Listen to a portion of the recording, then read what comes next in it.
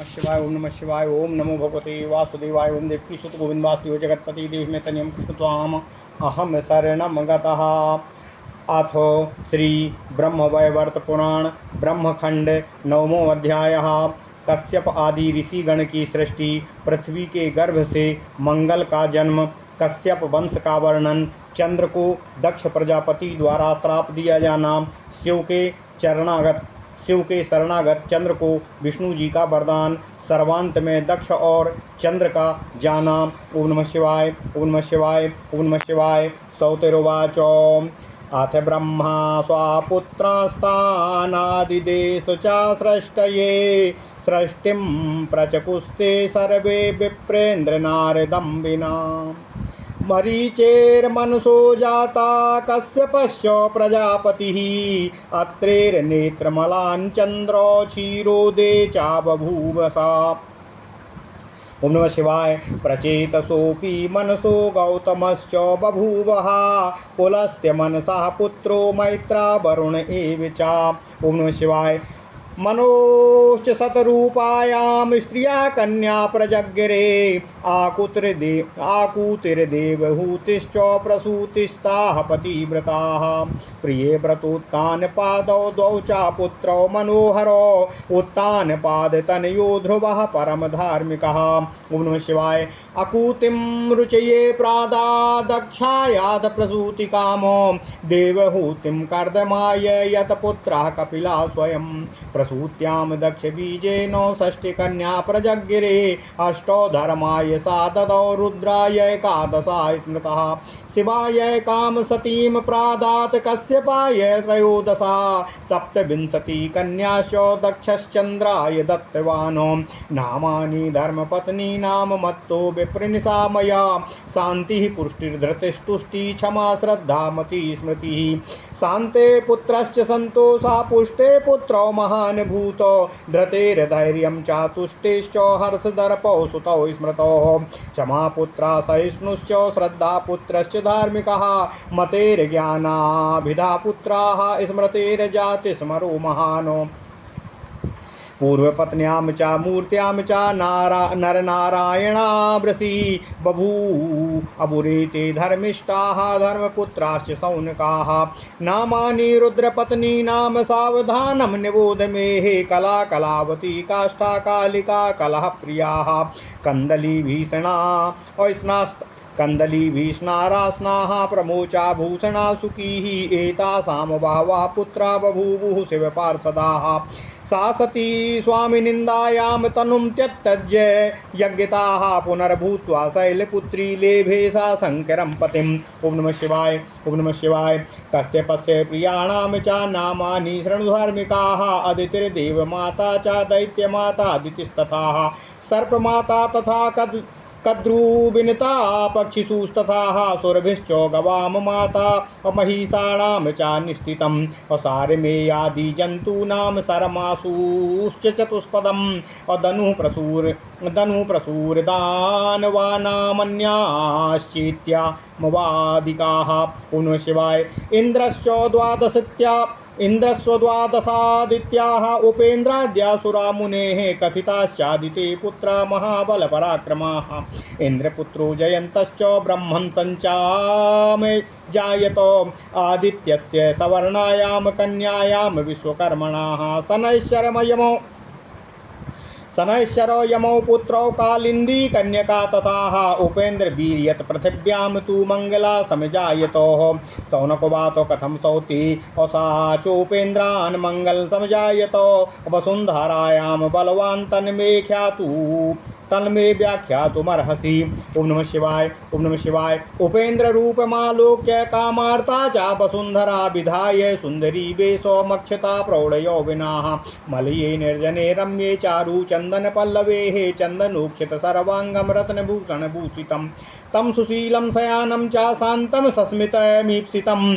और सस्मिता तस्य तल्पे च सहसा समुपस्थिताः। सुरम्या अमालती माला ददौ तस्मै वराननाः सुगन्धिं चन्दनं चारु कस्तूरी कुङ्कुमान्वितम्।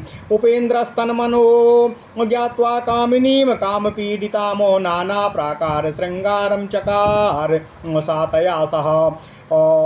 तदंग संग संसक्ताः मूर्छम् अप्राप्त सती तदाः मृते वो निन्द्रिते वासो बीजाधाने कृते हरो ताम विलग्नाम च शुश्रोणी असुख संभोग मूर्छितामो ब्रहन मुक्तो नितंबाम च असस्मिताम विपुलस्तनीम क्षणम बक्षसी कृत्वा त्वां तदुष्टम् अचाचुचुम्बः विहाय तत्र रहसि जगामो पुरुषोत्तमाः उर्वशी पथि गच्छन्ती हि बोधयामास तां मुने सा चापप्रच्छ वृत्तान्तं कथयामास भूश्चताम्। ओम नमः शिवाय। अवीर्य संवरणं कर्तु सा अचासक्ता अचा दुर्बलाः अप्रवालस्याकरे त्रस्ताः वीर्यन्यासं चकारः अतेन प्रवालवर्णाश्च कुमारा समपद्य तेजसा सूर्य सदृशो नारायण सुतो महानो मंगलस्य प्रिया मेधा तस्य घंटेश्वरो महानो अप्रणदाताति तेजस्वी विष्णुतुल्यो बभूवः अदितेर्हिरण्यकशिपूर्हिरण्याक्षो महाबलो कन्या च सिंहिका विप्रो असंहिकेयश्च तत्सुताः निरति सिंहिका च सा निरतिः सिंहिका सा च तेन राहुश्च नैरताः असूकरेण हिरण्याक्षोऽप्यनपत्यो मृतो युवाः हिरण्यकशिपो पुत्रा प्रह्लादो वैष्णवाग्रणीः अभिरोचनश्च तत्पुत्रस्तत्पुत्रस्य बली स्वयं बले पुत्रो महायोगी ज्ञानी शंकर किंकराः दितेर्वसश्च कथिताः कद्रूपंसं निबोध मे अनन्तं वसुकी चैव कालीयं च धनञ्जयं कर्कोटकं तक्षकं च पद्ममैरावतं तथा महापद्मं च शङ्खं च संवरणं तथा धृतराष्ट्रं च दुर्धर्षं दुर्जयं दुर्मुखं बलं मोक्षं गोकारमुखं चैव विरूपादिश्च सौनकाः एतेषां प्रवय संश्चैव यावत्याः सर्पजातयाः और कन्यका मनसा देवी कमलान् समुद्भवाः तपस्विनीनाम् अप्रवराः महातेजस्विनी शुभाः यत्पतिश्च अजरत्कारुर्नारायण बलोद्भुवाः अस्ति कस्तनयो यस्याः विष्णुतुल्यस्य तेजसाः एतेषां नाम मात्रेणो नास्ति नागभयं नृणाम कद्रुवंशो निगदितो अभिनतायाः शरणस्व मे अवैनतेयारुणो पुत्रो विष्णुतुल्यपराक्रमो अतो बभूवु क्रमेण एव यावत्या पक्षिजायताः गावश्च महिषाश्चैव सुरभिप्रवरा इमे सर्वे वैसारमेयाश्च बभूवुः असर्मासुताः दानवाश्च धनोर्वस्या अन्या सामान्यजातयाः उक्तः कश्यपवंशश्च चन्द्राख्यानं निबोध मे। ओम नमः शिवाय। ओम नमः शिवाय। नामानि चंद्रपत्नी नाम सावधानम निशामयाः अन्त्यपूर्वम् चाचरितं पुराणेषु पुरातनम् अश्विनी भरणी चैव कृत्तिका रोहिणी तथा मृगशीर्षां तथा आर्द्रा च पूज्या साध्वी पुनर्वसुः पुण्याश्लेषा मघा अपूर्व फाल्गुन्युत्तर फाल्गुनी हस्ता चित्रा तथा स्वाति विशाखा चानुराधिकाः ज्येष्ठा मूला तथा पूर्वाषाढ़ा चैवोत्तरा स्मृताः श्रवणा च धनिष्ठा च तथा शतभिषक्षुवाः अपूर्वा भद्रोत्तरा भाद्राः रेवत्तन्या विधुप्रियाः तासां मध्ये च सुभगा रोहिणी रसिकावराः सन्ततं रसभावेन चकारो शशिनं वसं रोहिण्या युगपतश्चन्द्रो नायावत्यां चाकामिनीमो सर्वा भगिन्या पितरं कथयामासुरादृताः सपत्नी कृतसंतापं प्राणनाशकरं परम् दृष्ट्वा चन्द्रं शङ्करश्च क्लेशितं शरणागतम् करुणासागरस्तस्मै कृपया जाभयं ददोः निर्मुक्ता यक्ष्मणा कृत्वा स्वकपाले स्थलं ददौ अपरो निर्भयो भूत्वा सा तस्थौ शिवशेखरे तं शिवाशेखरे कृत्वा चावभच्चन्द्रशेखरा नास्ति लोकेषु देवेषु शिवाच्छरण पंजराः दक्षकन्यापतिमुक्तं दृष्ट्वा चारुरुदु पुनः आजगमु शरणं तातं दक्षं तेजस्विनाम वरम् उच्चैश्च अरुरुदुर्गत्वा अनिहत्याङ्गं पुनः तमूचु कातरं दीनानाथं विदेशुतम् अस्वामी सौभाग्यलाभाय त्वामुक्तोऽस्माभिरेव च असौभाग्यमस्तु नास्तातो अगतः स्वामी गुणान्विताः स्थिते चक्षुषी हेतातो अदृष्टं ध्यान्तमयं जगतो अभिज्ञातो मधुना स्त्रीणापतिरेव हि लोचनम्। ओम नमः शिवाय। ओम नमः शिवाय। ओम नमः शिवाय। पतिरेव गति स्त्रीणाम पति प्राणाश्च संपदाः धर्मार्थ काम मोक्षाणाम हेतु सेतुर्भवार्णवे पतिर्नारायण स्त्रीणाम व्रतं धर्मं सनातनाः सर्वं कर्म वृथा तासां स्वामिनो विमुखाश्च याः और स्नानं च सर्वतीर्थेषु सर्वयज्ञेषु दक्षिणाः सर्वदानानि पुण्यानि व्रतानि नियमाश्च ये देवार्चनं चानसनं सर्वाणि च तपांसि च स्वामिना पादसेवाया कलां नार्हन्ति षोडशीमो सर्वेषां बान्धवानां च प्रिया पुत्रस्य योषितामो सा एव स्वामिनोऽस्य सत्पुत्रात् परापतिः असद्वंस प्रसूता या सा द्वेष्टि स्वामिनं सदा यस्या मनश्चलं दुष्टं सततं परपुरुषेः पतितं रोहिणं दुष्टं निर्धनं गुणहीनकं युवानं चैव वृद्धं च भजेत्तं न त्यजेत् सतीः सगुणं निर्गुणं वापि द्वेष्टि या सन्त्यजेत् पतिम् अपच्यते कालसूत्रे सा यावच्चन्द्रदिवाकरौ कीटे शुनक तुल्यश्च भक्षिता सा दिवानिशम् अभुङ्क्ते मृता वसामांसे पिबेन मूत्रं च तृष्णयाः अगृध्रा कोटिसहस्राणि शतजन्मानि सूकराः स्वापादा शतजन्मानि सा भवेद्वह्नु हता ततो मानवजन्मानि लभेच्चेत् पूर्वकर्मणा विधवा धनहीना च रोगयुक्ता भवेत् ध्रुवम् अदेहिना कान्तदानं च कामपूरं विदेशुताः विधात्रा सदृशस्त्वं च पुनः स्रष्टुं क्षमो जगतो कन्यानां वचनं श्रुत्वा दक्षा शङ्करसन्निधिम् अजगामो शम्भुस्तं दृष्ट्वा समुत्थाय ननाम अचाह दक्षस्तस्यासि संकृत्वा समुवाच कृपानिधिम् तत्याज कोपं दुर्धर्षं दृष्ट्वा च प्रणतं शिवम्। ओम नमः शिवाय। ओम नमः शिवाय। दक्षवाचो देहि जामातरं शंभो मदीयं प्राणवल्लभं मत्सुतानां च प्राणानां परमेव प्रियं पतिं और नाचेद्दासी जामातरम विदुम और दास्यामि दारुणं शापं तुभ्यं त्वं केन मुच्यते और दक्षस्य वचनं श्रुत्वा तमुवाच कृपानिधि सुधाधिकं च वचनं ब्रह्म शरणपञ्जराः शिव उवाच करोषि भस्मसाच्चेन मां दत्त्वा वासापमेव च नाहं दातुं समर्थश्च चन्द्रं च अशरणागतम् शिवस्य वचनं श्रुत्वा दक्षस्तं सप्तुमुद्यताः शिवा सस्मर गोविन्दं विपन्मोक्षाण कारकम् एतस्मिन्नन्तरे कृष्णो वृद्धब्राह्मणरूपधृको असमाययौ तयोर्मूलं तौ तं च नमतु प्रमातो दत्त्वा सुभाषिषं तौ च ब्रह्मज्योति सनातनाः उवाच शङ्करं पूर्वं परिपूर्णो तमो द्विजाः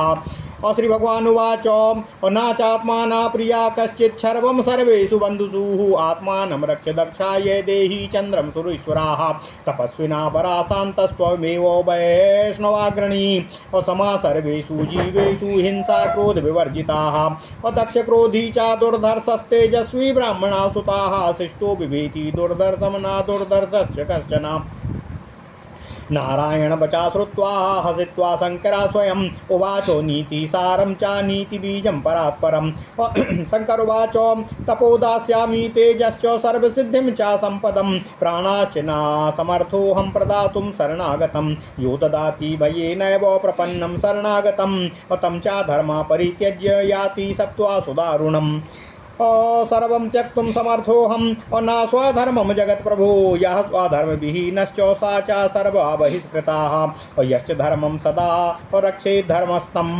परिरक्षिताः धर्मं देवेश्वरं त्वं च किं मां ब्रूहि स्वमाययाः त्वं सर्वमाता सृष्टा च हन्ता च परिणामताः त्वयि भक्तिर्दृढा यस्य तस्य कस्माद्भयं भवेत् शंकरस्य वचा श्रुत्वा भगवान् सर्वभाववितो चन्द्रं चन्द्रादुनिष्कृष्य दक्षाय प्रददौ हरि अप्रतस्तावर्धचन्द्रस्य नरव्याधिशिवशेखरे निजग्राह परमचन्द्रं विष्णुदत्तं प्रजापति यक्षग्रस्तं च तं दृष्ट्वा दक्षस्तुष्टावमाधवं पक्षे पूर्णं क्षतं पक्षे तं चकारो हरि स्वयं कृष्ण एवं वरं दत्त्वा जगामो स्वालयं द्विजा दक्षश्चन्द्रं गृहीत्वा च कन्याभ्यः प्रददौ पुनः चन्द्र इंद्रास्ताश्च परिप्राप्य विजहारो दिवानिशम् और समं ददर्शोताः सर्वास्त प्रभृत्येव कंपिताः और इत्येवं कथितं सर्वं किंचित् सृष्टिक्रमं मुने श्रुतं च गुरुवक्त्रेणो पुष्करे मुनिसंसदि।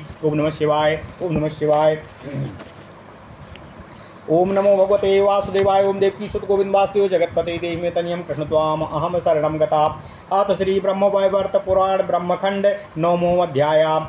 कश्यप आदि ऋषिगण की सृष्टि, पृथ्वी के गर्भ से मंगल का जन्म, कश्यप वंश का वर्णन, चंद्र को दक्ष प्रजापति द्वारा शाप दिया जाना, शिव के शरणागत चंद्र को भगवान श्री हरि विष्णु का वरदान, सर्वांत में दक्ष और चंद्र का जाना। ओम नमः शिवाय। उग्र सर्वा सौत जी कहते हैं, हे सौनक जी, हे विप्रवर, इसके बाद भगवान ब्रह्मा ने नारद के अतिरिक्त सभी पुत्रों को सृष्टि कार्य करने के लिए आज्ञा प्रदान की। उन सब ने वह आज्ञा सिरोधार किया तथा सृष्टि हेतु वे सभी प्रवृत्त हो गए। सर्वप्रथम मरीचि के मन से कश्यप प्रजापति ने जन्म लिया। उसके बाद अत्रि मुनि के नेत्र से क्षीर समुद्र में भव्य निशाकार चंद्र उपस्थित हो गए। प्रचेता के मानस से गौतम का, पुलस्त के मानस से मैत्रा वरुण उत्पन्न हो गए। हे तपोधन, हे सौनक जी, इसके पश्चात मनु के औरस से उनकी पत्नी सप्तरूपा के गर्भ से आकुति, देवहूति तथा प्रसूति नामक 3 कन्याओं का जन्म हुआ। इसके बाद प्रियव्रत एवं उत्तानपाद नाम वाले अति कमनीय कलेवर वाले 2 पुत्रों को शतरूपा ने जन्म दिया। कालांतर में महात्मा उत्तानपाद की पत्नी के गर्भ से ध्रुव नामक परम धार्मिक वैष्णव चूड़ामणि पुत्र ने जन्म लिया। आकुति। कुछ समय पश्चात महाराज मनु ने अपनी कन्या आकुति रुचि मुनि को प्रदान की। दक्ष को अपनी कन्या प्रसूति अर्पित की। कर्दम मुनि को उन्होंने अपनी कन्या देवहूति प्रदान की। देवहूति के गर्भ से त्रैलोक्य प्रख्यात कपिल ने जन्म लिया। हे सौनक जी, अब जिसका नाम सुनने में सुख देने वाला है, उन जगदीश्वर के अद्भुत सृष्टि कौशल को मैं आपसे कहता हूँ। इसके बाद दक्ष प्रजापति के औरस से प्रसूति के गर्भ से 60 कन्याएं जन्मी। इनमें से दक्ष ने 8 धर्म को, 11 रुद्र को तथा प्रकृति सती देवी को भगवान शिव को अर्पित किया। महात्मा कश्यप से दक्ष ने 13 कन्याओं का विवाह कराया। शेष बची 27 कन्याओं को दक्ष प्रजापति ने चंद्रमा को प्रदान कर दिया। हे विप्र, अब मैं धर्म की 8 पत्नियों का नाम कहता हूँ। वे हैं शांति, पुष्टि, धृति, तुष्टि, क्षमा, श्रद्धा, मति एवं स्मृति। शांति के गर्भ से संतोष नामक पुत्र का जन्म हुआ। पुष्टि के गर्भ से पुष्टि के गर्भ से जन्मित पुत्र महान नाम से प्रख्यात हुआ। धृति के गर्भ से धैर्य ने, तुष्टि के गर्भ से हर्ष ने तथा दर्प ने जन्म लिया। क्षमा का पुत्र सहिष्णु हुआ। श्रद्धा का पुत्र धार्मिक हुआ। मति का पुत्र ज्ञान हुआ। स्मृति का पुत्र जातिस्मर नाम से प्रसिद्ध हो गया। धर्म की पूर्व पत्नी मूर्ति के गर्भ से महर्षि नर नारायण ने जन्म लिया। हे सौनक, धर्म के सभी पुत्र धर्म तत्पर हुए। हे सौनक जी, अब मैं रुद्र पत्नियों के नाम आपसे कहता हूँ, आप उन्हें सावधानी से सुने। कला, कलावती, काष्ठा, कालिका, कलहप्रिया, कंदली, भीषणा, रासना, प्रमोचा, भूषणा, सुकी। इन्होंने अनेक संतानों को जन्म दिया। वे सभी संतान शिवलोक के सेवक हुए। शिवपत्नी सती अपने स्वामी शिव की भयानक निंदा सुनकर सहन नहीं कर सकी। उन्होंने यज्ञ मंडप में ही अपने प्राणों को त्याग दिया। उन्होंने पुनः हिमालय पत्नी मेनका के गर्भ से जन्म ग्रहण किया। तत्पश्चात पूर्ववत शिव को ही पति रूप से प्राप्त कर लिया। हे सौनक जी, आप अब कश्यप की पत्नियों के नाम श्रवण कीजिए। वे हैं देव माता अदिति, दैत्य माता दिति, सर्प माता कद्रु, पक्षियों की माता बिन्नता, गो महेश आदि की माता सुरभि, सारमेय आदि चतुष्पदों की माता शर्मा, कुत्ते बाघ आदि की माता हुई। दानव माता दनु तथा अन्य कश्यप पत्नियों ने भी अन्य संतानों को उत्पन्न किया। अदिति के पुत्र हैं इंद्र आदि 12 आदित्य, उपेंद्र आदि जो महाबली एवं पराक्रमी हैं। हे ब्राह्मण, हे सौनक जी, इंद्र पत्नी सची का पुत्र है जयंत। विश्वकर्मा की सवर्णा नामक कन्या से अदिति देव ने आदित्य देव ने शनि तथा यम नामक 2 पुत्रों तथा यमुना नामक कन्या, जिसको कालिंदी भी कहते हैं, को उत्पन्न किया। देवी वसुंधरा ने भी उपेंद्र विष्णु द्वारा मंगल नामक पुत्र का उत्पन्न किया। सौनक जी कहते हैं, हे सूत जी, कृपया यह कहने की कृपा करें कि उपेंद्र देव से बलि मंगल ने कैसे जन्म का लाभ प्राप्त किया। सौत जी उग्रश्रवा जी कहते हैं, हे तपोधन, हे सौनक जी, किसी काल में भगवान उपेंद्र अत्यंत शोभित चंदन पल्लवों से परिपूर्ण निर्जन मलयाचल में एक एकाकी अवस्थित थे। उनका संपूर्ण शरीर चंदन लेप से लिप्त एवं रत्नों के आभूषण से शोभायमान था। उनकी शोभा अनिर्वचनीय थी। वे शांत चित्त तथा मंद मुस्कान से युक्त थे। ऐसे उपेंद्र देव के रम्य सौंदर्य को देखकर भगवती वसुंधरा ने काम बाण से निशांत आहत होकर सुरम्य सौंदर्यमयी पूर्ण यौवना रमणी का वेश धारण कर तथा मुस्कुराते हुए भगवान उपेंद्र की सैया के पास आ गईं। उन्होंने परम सुगंधित चंदन, कस्तूरी, कुंकुम आदि से सुवासित अति मनोहर मालती माला उपेंद्र देव के कंठ में पहना दिया। भगवान उपेंद्र भी वसुंधरा देवी के इस प्रकार के काम पीड़ित मनोभाव को जानकर उनके साथ नाना प्रकार की कीड़ा कौतुक करने लगे। प्रभु के अंग से जब वसुंधरा के अंग का स्पर्श हुआ तभी वे मूर्छित सी हो गईं। तब उपेंद्र ने उनमें अपने वीर का आधान किया। वे तत्काल निद्रित किंवा मृतवत प्रतीत होने लगी। तब भगवान पुरुषोत्तम उपेंद्र देव ने उन अस्त व्यस्त वस्त्रों वाली, सुश्रोणी स्थूल स्तनों वाली, विशाल नितंबों वाली, सहास्य मुख तथापि सुख संभोग के कारण मूर्छित सा देखकर उन्होंने वसुंधरा को वक्ष से लगाया तथा उनका मुख चुंबन किया। तत्पश्चात वे वसुंधरा को उस निर्जन वन में एकाकिनी छोड़कर चले गए। ओम नमः शिवाय। ओम नमः शिवाय। हे मुनीश्वर, तभी एक उर्वशी नाम वाली विद्याधरी वहां आई तथा वसुंधरा अर्थात पृथ्वी को वह इस अवस्था में देखकर नाना उपाय से उनको चैतन्य में किया। इसके बाद उस उर्वशी ने वसुंधरा से इस अवस्था का कारण पूछा। धरणी देवी, हे वसुंधरा ने उर्वशी को समस्त वृत्तांत से अवगत करा दिया। इसके बाद संभोग से दुर्बल सी हो गई वसुंधरा उस महान तेजमय वीर को धारण नहीं कर सकी। उसने प्रबाल की खान में उस वीर को संरक्षित कर दिया। इसके कारण प्रबाल के वर्ण वाला सुंदर कुमार मंगल उत्पन्न हो गया, जो नारायण उपेंद्र का पुत्र तथा सूर्य का संप्रभ था। मंगल की प्रिय पत्नी का नाम है मेधा, उसके पुत्र का नाम है घंटेश्वर। वह अति व्रणदाता एवं विष्णु तुल्य तेजस्वी है। हे विप्रवर, हे सौनक जी, इसके बाद कश्यप पत्नी दिति के गर्भ से महाबली, महापराक्रमी हिरण्याक्ष और हिरण्यकशिप नामक 2 पुत्रों एवं सिंहिका नामक एक कन्या का जन्म हुआ। सिंहिका के ही गर्भ से सैंघिकेय अर्थात राहु ग्रह का जन्म कहा गया है। इस दिति पुत्री सिंहिका का अन्य नाम निरति तथा राहु को नैरत्य भी कहा जाता है। पूर्वोक्त हिरण्याक्ष का वध यौवन काल में ही सूकर रूपी भगवान श्री हरि विष्णु ने कर दिया था। तब उसके संतान आदि उत्पन्न नहीं हुए थे। हिरण्यकशिप के पुत्र थे परम वैष्णव प्रहलाद, उनके पुत्र थे विरोचन, जिनके पुत्र बलिराज नाम से प्रसिद्ध हुए। वे अपने उदारता गुण के कारण जगत प्रसिद्ध हैं। बलिराज का पुत्र योगी गण में अग्रगण्य बाणासुर हुआ। वह अपने भक्ति बल से भगवान शंकर का महान सेवक बना। वह दिति वंश का वर्णन हो गया। अब आप कद्रु वंश का वर्णन सुने। हे सौनक जी, कद्रुवंशी नाग हैं अनंत, वासुकी, कालीय, धनंजय, कर्कोटक, तक्षक, पद्म, ऐरावत, महापद्म, शंकु, शंख, संवरण, बल, मोक्ष, धृतराष्ट्र, दुर्धर्ष, दुर्जय, दुर्मुख, गोकारमुख, विरूप आदि ये समस्त सर्प जातियों के प्रधान सर्प हैं। इसके बाद कद्रु के गर्भ से सभी तपस्विनियों में श्रेष्ठ महातेजस्विनी मनसा नामक कन्या ने जन्म लिया। ये देखने से लक्ष्मी का अंश प्रतीत होती हैं। नारायण के अंश से उत्पन्न जरत्कारु मुनि ने मनसा देवी का पाणी ग्रहण किया था तथा उनके गर्भ से विष्णु तुल्य तेजस्वी महामुनि आस्तिक का जन्म हुआ था।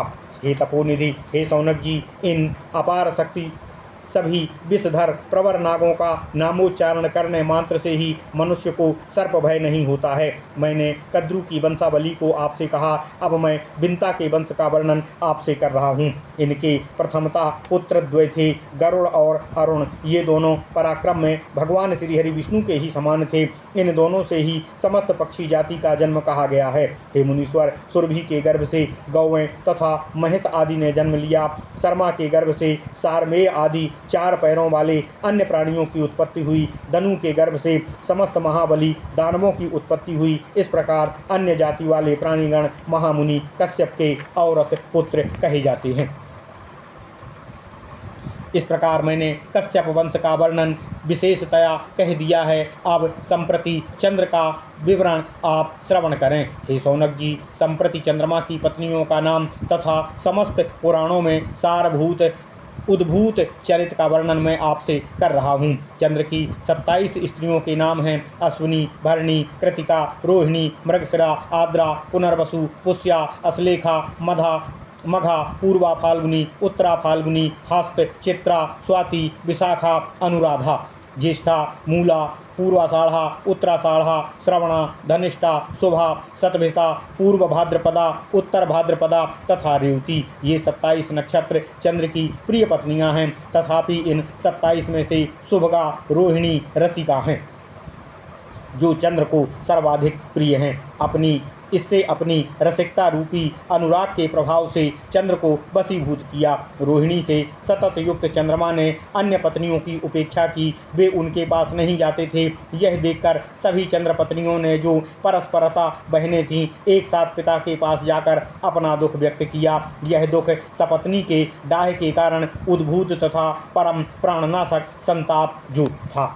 यह सुनकर दक्ष ने क्रोधित हो चंद्र को मंत्रयुक्त साप दे दिया। ससुर के साप से ग्रस्त चंद्रमा क्षय रोग से पीड़ित हो गए। नित्य प्रति इस यक्ष्मा रोग से ग्रस्त चंद्रमा क्षीण होते गए, जिससे उनको महान दुख हुआ। तब उनका आधा देह क्षीण हो गया। तब उन्होंने शंकर की शरण को ग्रहण किया। इसके बाद कृपामय भगवान रुद्रदेव ने चंद्रदेव को अत्यंत दुखी तथा शरणागत आए हुए देखकर उनको अभय प्रदान किया और उन्होंने स्वामहिमा विस्तार करके क्षय यक्ष्मा रोग से चंद्रमा को मुक्त कर दिया। साथ ही उनको अपने मस्तक पर स्थान प्रदान किया। तभी से चंद्रमा करुणामय शिव के प्रभाव से अपना पूर्व रूप प्राप्त हुए तथा निर्भय होकर शिव के शीश पर अवस्थित हुए। वे अमरत्व पा गए तथा शिव भी चंद्रमा को शीश रूपी शिखर पर धारण कर लेने के कारण चंद्रशेखर कहलाए। शिव जी के समान शरणागत पालक ना तो कोई देवता है और ना कोई उनके समान शरणागत रक्षक ही है। इधर जब दक्ष पुत्री गण ने पति चंद्रमा को रोग युक्त देखा, तब वे सभी चंद्र पत्नियां अतिशय रुदन करते हुए पुनः तेजस्वी देवगण के प्रवर दक्षराज के पास गईं। वे सभी पति परायणी नारीगण पति वियोग से दुखी होकर पिता के पास पहुंची तथा अपनी छाती पीटते हुए उच्च स्वर से रोदनरत होकर अनाथ बंधु ब्रह्मपुत्र दक्ष से कहने लगी। दक्ष कन्यागण अर्थात चंद्र पत्नियां कहती हैं, हे पिता, हे स्वामी, सन्निधान का सौभाग्य प्राप्त करने के लिए ही हमने आपसे प्रार्थना किया था। तथापि हमारा ऐसा दुर्भाग्य है कि सौभाग्य मिलना तो दूर की बात है, हम तो सर्वगुणान्वित अपने स्वामी चंद्र के दर्शन से भी वंचित हो गए। हे पिता, इससे अधिक दुख की बात और क्या हो सकती है। हे तात, नेत्र रहते भी हमें जगत अंधकारच्छन्न प्रतीत हो रहा है। हमें यह सर्वथा विदित हो गया है कि पत्नी के लिए एकमात्र पति ही उसके नेत्र और प्राण होते हैं। इस संसार में रमणी के लिए पति ही एकमात्र गति है, जीवन है। पति से बढ़कर कोई संपदा नारी के लिए कहीं भी नहीं है। पति से ही कामिनी स्त्रियां धर्म, अर्थ, काम, मोक्ष लाभ प्राप्त करती हैं। पति ही पत्नी को भवसागर पार कराने वाला सेतु है। पति ही नारी का नारायण है, वही उसका व्रत एवं सनातन धर्म है। अतः पति से विमुख नारी का किया हुआ समस्त शुभ तथा धर्म कर्म व्यर्थ माना जाता है। हे पिता, आप सर्वज्ञाता हैं। आपको विदित ही है कि सभी प्रकार का तीर्थ स्नान, यथाविधि यज्ञ कार्य, दक्षिणादान, सभी तरह के पुण्यप्रद अन्नदान, व्रत, नियम, देवार्चन, सभी प्रकार का उपवास तथा अन्य पुण्यकार जिनको संसार से छुटकारा दिलाने वाला कहा गया है, वे सब कोई पति सेवा की तुलना का 16वां अंश भी नहीं है। फलतः स्त्री के लिए स्वामी सेवा ही सर्वोत्तम मुक्ति मार्ग है। हे तात, समस्त बंधु बांधवों में से स्त्री को पुत्र सबसे प्रिय होता है। वह पुत्र स्वामी के ही अंश से उत्पन्न होता है। अतः 100 पुत्र की तुलना में स्वामी ही नारी को अतिशय प्रिय है, इसमें कोई संदेह नहीं है। जो रमणी असत्कुलोत्पन्न है तथा जिसका चित्त सदा पर पुरुष की अभिलाषा करता रहता है, वह दुष्टा कामिनी ही पति की निंदा करती है। जो रमणी यथार्थतः साध्वी है, भले ही उसका पति पतित हो, रोगी हो, दुष्ट हो, निर्धन हो, गुणहीन हो, युवा अथवा वृद्ध, चाहे जैसा भी हो, वह क्षण काल के लिए भी किसी भी प्रकार से उसका त्याग नहीं करती है, निरंतर ऐसे पति की सेवा में ही रत रहती है। जो असती नारी गुणहीन गुणमय पति का त्याग कर देती है, वह कालसूत्र नामक नरक में तब तक दुख भोगती है, तब तक उससे छुटकारा नहीं पाती है जब तक कि सूर्य चंद्र इस सृष्टि में स्थित हैं। इसे अनंत काल पर्यंत नरक में भयंकर डांस तथा दाढ़ वाले कुत्ते जैसे कीट उसका अहर्निश उसके मांस को काट काट कर खाते हैं। वहाँ वह नारी क्षुधा पीड़ित होने के कारण मृतक का मांस खाती है, पिपासा से त्रस्त होकर मूत्रपान करती है। इसके अनंतर कोटि जन्म पर्यंत गृध्र योनि में, 100 जन्म पर्यंत सूकरी योनि में, 100 तक हिंसक जीव की योनि में रहकर अंत में बंधुओं की हत्या करने वाली होकर जन्म लेती है। यदि पूर्व बसात कदाचित मानव जन्म मिल भी जाए, तब उस जन्म में वह विधवा, निर्धन और रोगग्रस्त होकर जीवन व्यतीत करती है। हे ब्रह्मपुत्र, हे दक्ष, हे पिता, आप ब्रह्मा के समान समस्त जगत की सृष्टि कर सकने में समर्थ हैं, अतः आपसे की गई हमारी यह सामान्य प्रार्थना व्यर्थ नहीं जाएगी। हम अपने ही दोष के कारण स्त्रियों के परमाराध्य तथा उनके लिए जगत सार रूपी पति रूपी धन से वंचित हो गए हैं। अब आप अपने प्रभाव से हमारे पति को गति प्रदान करने की कृपा करें। दुखी कन्याओं का यह रुदन निवेदन सुनकर दक्ष प्रजापति भगवान शंकर के पास गए। महादेव ने दक्ष को प्रणाम किया। इसके बाद दक्ष ने कृपा निधान शिव को प्रणत देकर अपने क्रोध को रोककर उनको आशीर्वाद देकर कहा, हे पुत्रियों। दक्ष कहते हैं, हे शंभु, हमें हमारे प्राण वल्लभ जामाता चंद्र को वापस दे दीजिए। चंद्रमा मेरी कन्याओं को प्राण की अपेक्षा भी अधिक प्रिय हैं। मेरी पुत्रियां अपने पति को न देखकर अत्यंत कातर हो गई हैं। अब विलंब न करें। हे जामाता बंधु शंभु, मैं निश्चय कहता हूँ, यदि आप मेरे जामाता को वापस नहीं देते हैं तो मैं सत्य कहता हूँ कि मैं आपको घोर श्राप दूंगा। उससे रक्षा करने की शक्ति किसी में नहीं है। हे दुष्प्रवर शौनक, शरणागत वत्सल कृपालु शंकर ने अपने ससुर का यह कथन सुनकर सुधा से भी मधुर शब्दों में उनको प्रत्युत्तर दिया। महादेव कहते हैं, हे दक्षराज, चाहे आप मुझे भस्मसात कर दीजिए अथवा साप दीजिए, तथापि मैं शरणागत चंद्रमा को आपको नहीं दे सकता। हे शौनक जी, भगवान शिव का यह वचन सुनकर दक्ष शिव को साप देने हेतु उद्यत हो गए। यह देखकर शिव ने तत्काल विपत्ति से मुक्त दिलाने वाले गोविंद का स्मरण किया। उसके बाद भगवान कृष्ण बद्ध ब्राह्मण का रूप धारण करके वहां आए। भगवान कृष्ण ही तो दक्ष तथा शिव के मूल कारण हैं। उन वृद्ध ब्राह्मण को शिव तथा दक्ष ने क्रमशः प्रणाम किया। हे द्विज, तब उन सनातन ब्रह्म ज्योति कृष्ण जो ब्राह्मण रूपधारी थे, उन्होंने शिव तथा दक्ष को शुभाशीर्वाद देते हुए शंकर जी से कहा, हे भगवान कहते हैं, हे शिव, सभी बंधु बांधवों में से आत्मा से बढ़कर कोई प्रिय नहीं है। हे देवपति शिव, आत्मरक्षा ही सर्वतोभावेन करें।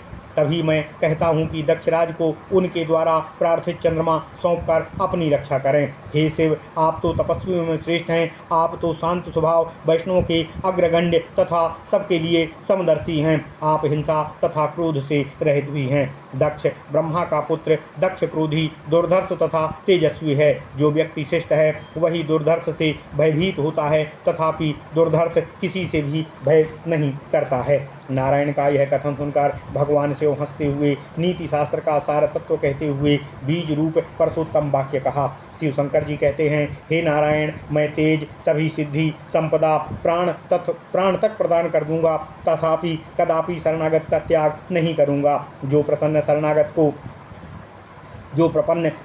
को भय के कारण दे देता है, उसे धर्म त्याग देता है तथा घोर पाप देकर चला जाता है।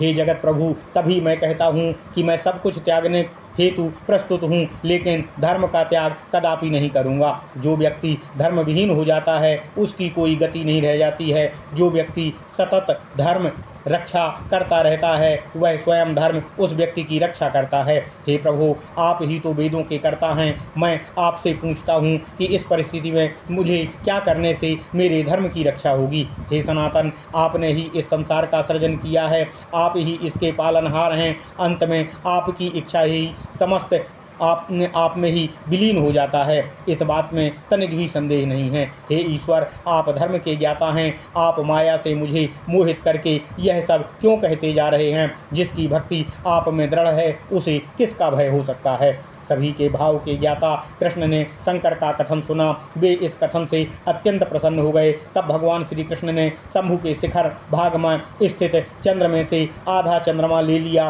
तथा शंभु स्थित चंद्रमा में से आधा चंद्रमा ग्रहण करके दक्षराज को दे दिया। हे द्विजप्रवर, तभी से व्याधि रहित अर्धचंद्रमा शिव के शीश पर अवस्थित हो गया है। विष्णु द्वारा प्रदत्त आधे चंद्रमा को यक्ष्मा से ग्रस्त देखकर दक्षराज कमलापति श्री कृष्ण का गायन करने लगे। दयामय श्रीहरि उनके ऊपर प्रसन्न हो गए। उन्होंने तब कहा कि चंद्रमा एक पक्ष में पूर्ण होगा लेकिन अन्य पक्ष में पुनः क्षीण होता रहेगा। यह क्रम सदा चलेगा। हे द्विज एवं विध वर प्रदान करके भगवान श्री कृष्ण वापस अपने घर आ गए। दक्ष ने भी शिव से चंद्र को वापस प्राप्त कर उसे अपनी पुत्रियों को प्रदान कर दिया। चंद्रमा अपनी सभी पत्नियों को प्राप्त करके उनके साथ रात्रि दिन विहाररत हो गए। वे सभी पत्नियों के प्रति अब समान भाव रखने लगे। हे मुनिप्रवर, मैंने पुष्कर तीर्थ की मुनि सभा में यह वृत्तांत अपने गुरु से सुना था। जो सृष्टि क्रम से संबंधित था वही मैंने यथा अनुसार आपको सुना दिया है। इति श्री ब्रह्मवैवर्ते महापुराणे सती शौनक संवादे ब्रह्मखंडे प्रसूति वंश वर्णनम नाम 9वां अध्याय। ओम नमः शिवाय, ओम नमः शिवाय, ओम नमः शिवाय।